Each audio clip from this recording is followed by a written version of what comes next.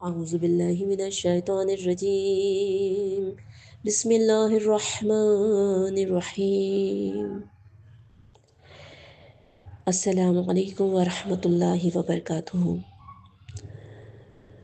آپ سب جانتے ہیں کہ آج 3 رجب ہے۔ یہ وہ دن ہے کہ 3 رجب کے دن ہمارے 10ویں امام علی نقی علیہ السلام کی شہادت ہوئی، اور آج ہم امام زمانہ علیہ السلام کی خدمت میں ان کے جد کا پرسہ پیش کرتے ہیں۔ عزیزان من، یہ وہ امام ہیں کہ جن کی شان میں بے شمار روایتیں ملتی ہیں، اور بیان کرنے سے زبان قاصر ہے۔ بے شمار روایتوں میں سے میں چند روایت بیان کرنا چاہوں گی۔ کتاب معجزات آل محمد میں تحریر ہے کہ آپ اپنے چاہنے والوں کو کبھی بھی پریشان نہیں دیکھ سکتے تھے اور ان کی فوراً مدد کرتے تھے۔ اس واقعے سے ہمیں پتہ چل رہا ہے کہ ابو ہاشم جعفری راوی ہیں کہ جس سال ترکی سردار بغا نے حج کیا تھا، اس سال میں بھی حج پر گیا تھا، اور جب میں مدینہ پہنچا تو امام علی نقی علیہ السلام کے بیت الشرف گیا۔ اس وقت آپ بغا کے استقبال کے لیے گھوڑے پر سوار ہو چکے تھے۔ میں نے آپ کو سلام کیا۔ آپ نے ارشاد فرمایا کہ اگر چاہو تو ہمارے ساتھ چلو۔ میں امام علیہ السلام کے ساتھ روانہ ہو گیا۔ جب ہم مدینے سے نکل کر صحرا میں پہنچے تو آپ نے غلام سے ارشاد فرمایا، ہم یہاں ٹھہرتے ہیں، تم آگے جا کر دیکھو کہ بغا کا قافلہ یہاں سے کتنی دور ہے۔ آپ کا غلام چلا گیا تو آپ نے فرمایا، اے ابو ہاشم، گھوڑے سے اتر آؤ۔ میں آپ کے سامنے زمین پر بیٹھ گیا۔ ان دنوں میں سخت غربت کی حالت میں تھا، بہت پریشان تھا، مصیبت میں مبتلا تھا۔ میرے دل میں آیا کہ میں حضرت سے کچھ طلب کروں۔ بہت دل چاہا کہ اپنا حال امام کے سامنے بیان کروں، کچھ طلب کروں، لیکن مجھے شرم آئی، میں زبان سے کچھ بھی نہ کہہ سکا۔ لیکن عزیزان محترم، یہ وہ ہستیاں ہیں کہ جو دلوں کے راز جاننے والی ہیں، اپنے چاہنے والوں کی محبت کو پہچانتی ہیں اور ان کا ساتھ دینے والی ہستیاں ہیں۔ بس ابو ہاشم کہتے ہیں کہ میں کچھ نہ کہہ سکا۔ ایسے میں امام علیہ السلام کے ہاتھ میں ایک انگوٹھی تھی۔ آپ نے وہ انگوٹھی زمین پر ماری تو زمین پر یہ عبارت تحریر ہو گئی، یہ لے لو اور اسے مخفی رکھو اور ہمیں معذور سمجھو۔ پھر آپ نے اپنے چابک کو زمین پر زور سے رگڑا اور آپ نے زمین پر ہاتھ مار کر چاندی کی ایک ڈلی میرے سپرد کی۔ مدینے پہنچ کر میں نے اس کا وزن کرایا تو اس کا وزن 400 مثقال تھا۔ اللہ اکبر! یہ وہ ہستیاں کہ جو ہر لمحہ مدد کرنے والی ہے۔ ان کے معجزات ایسے ہیں کہ عقلیں دیکھ کر حیران رہ جائیں، اور ایسا ہی معجزہ ایک بیان کرنا چاہوں گی کہ جسے دیکھ کر متوکل کی عقل حیران رہ گئی اور اس کے اوپر خوف طاری ہو گیا۔ بیان کیا جاتا ہے کہ خلفائے بنی عباس میں سے متوکل سامرا میں قیام پذیر تھا۔ 90,000 ترکی فوج کو حکم دیا کہ فلاں دن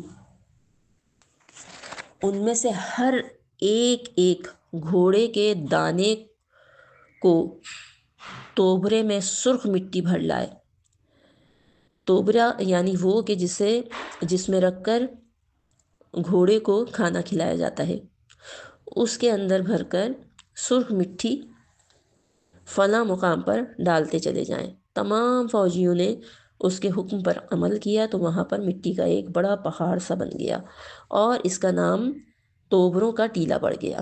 جب وہ مصنوعی پہاڑ بن گیا تو خلیفہ نے امام علی نقی علیہ السلام کو ساتھ لیا اور اس پہاڑ پر چڑھ گیا، اور اس نے امام سے کہا، میں نے تمہیں اس لیے بلایا تاکہ تمہیں یہ معلوم ہو جائے کہ میرے پاس کتنی بڑی فوج ہے اور کتنا بڑا اسلحہ ہے، اور کیا ہی میری شان و شوکت اور رعب اور دبدبہ ہے۔ اس کا مقصد یہ تھا کہ اس کے خلاف اگر کوئی خروج کرنا چاہے تو پہلے ہی اس کی فوج کا اور اس کی قوت کا اندازہ کرے۔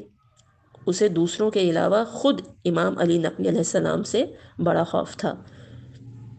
امام علی نقی علیہ السلام نے ارشاد فرمایا، تو نے اپنی فوج اور اس کی شان و شوکت دکھائی، تو کیا میں بھی تجھے اپنی فوج اور اس کی شان و شوکت دکھاؤں؟ اس نے کہا، جی ہاں، اگر آپ کے پاس کوئی فوج ہے تو ضرور دکھائیے۔ امام نے دعا کے لیے ہاتھوں کو بلند کیا اور پھر اس سے فرمایا کہ اب میری فوج دیکھ۔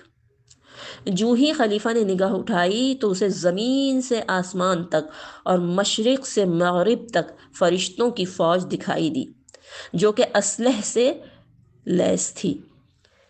جب خلیفہ نے حضرت کی خدائی فوج ملاحظہ کی تو وہ بے ہوش ہو گیا، اور جب وہ ہوش میں آیا تو آپ نے ارشاد فرمایا، دل کو مضبوط رکھ، ہمارا تمہارا اس دنیا کے لیے جھگڑا نہیں ہے، اس لیے کہ ہمیں تمہاری دنیا کی ضرورت ہی نہیں، ہماری نگاہ تو ہر وقت آخرت سنوارنے پر ہی لگی رہتی ہے۔ بس مومنات گرامی،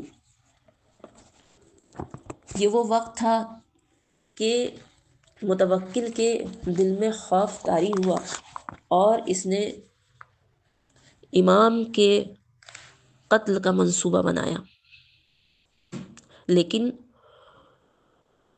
وہ تو اس میں کامیاب نہ ہو سکا۔ اس کے بعد معتز باللہ کا زمانہ آیا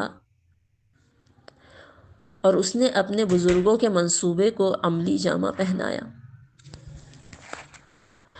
آخرکار 3 رجب معتز باللہ نے، جو متوکل کا چچا زاد بھائی تھا، ہمارے 10ویں امام کو زہر دیا اور امام علیہ السلام اسی زہر کے اثر سے شہید ہو گئے۔ ہاں عزیزان من،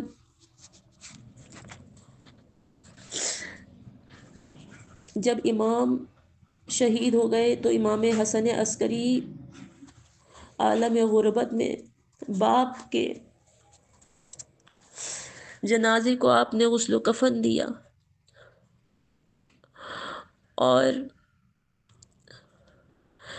اس جنازے میں سبھی حکومت کے اراکین بھی شامل تھے، امیر و فقیر شامل تھے۔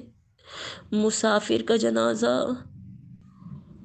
اس طرح اٹھا کہ امام حسن عسکری علیہ السلام کا گریبان چاک تھا، سر برہنہ تھا، اور آپ نے اپنے بابا کا تابوت اٹھایا۔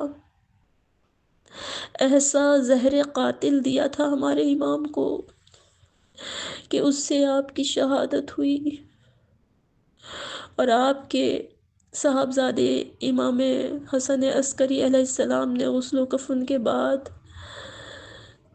سامرا میں ہی امام کو دفن کیا۔ الا لعنت اللہ علی الظالمین۔